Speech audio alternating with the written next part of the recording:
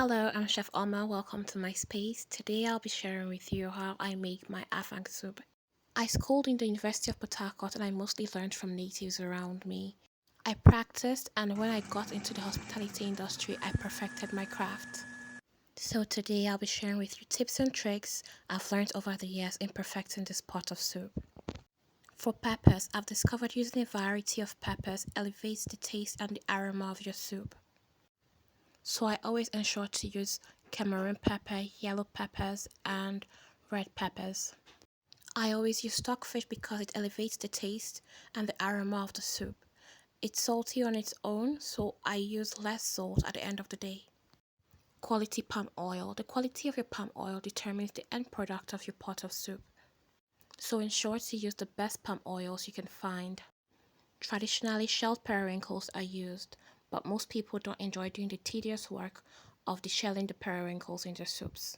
A market woman taught me this trick. She said to get the best from your afang leaves, blend with crayfish.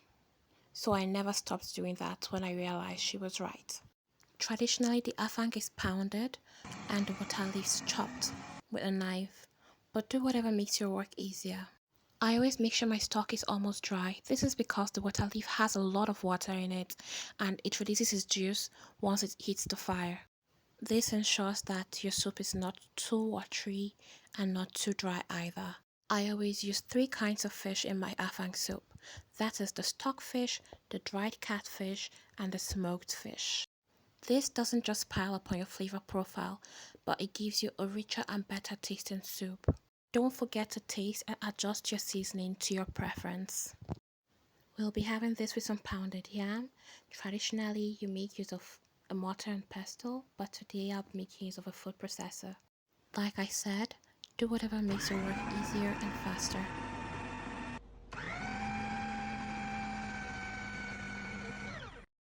As you can see, it gives the same result as a mortar and pestle.